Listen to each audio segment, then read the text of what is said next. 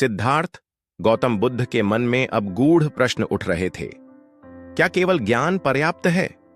क्या मनुष्य संसार में रहते हुए भी शांति और मुक्ति प्राप्त कर सकता है? या इसे पाने के लिए समस्त सांसारिक सुखों का त्याग आवश्यक है? उनके मन में यह उथल पुथल बढ़ती जा रही थी।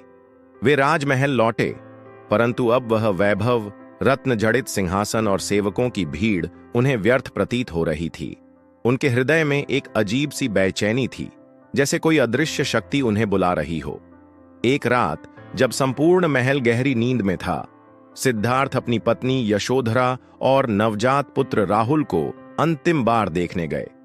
यशोधरा बड़े प्रेम से राहुल को अपने अंक में समेटे हुए सो रही थीं। सिद्धार्थ ने पुत्र के माथे को चूमना चाहा, लेकिन वे रुके। अगर मैं राहुल को स्पर्श कर लूं तो शायद मेरे पितृत्व का प्रेम मुझे बांध लेगा। यह सोचकर उन्होंने एक गहरी सांस ली, अपनी भावनाओं को वश में किया और धीरे से वहां से निकल गए।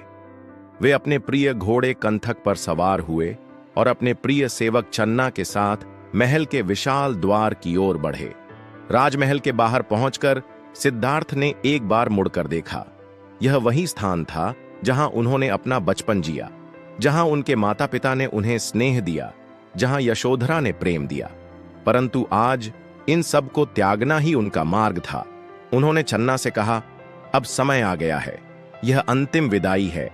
इसके बाद उन्होंने अपने घोड़े कंथक को भी विदा किया। कहा जाता है कि कंथक ने अपनी प्रिय सवारी को जाते देख वहीं प्राण त्याग दिए। कहानी आगे जारी रहेगी। आगे की कहानी सुनने के लिए हमसे जुड़े रहिए। अगला भाग, साधु जीवन की शुरुआत।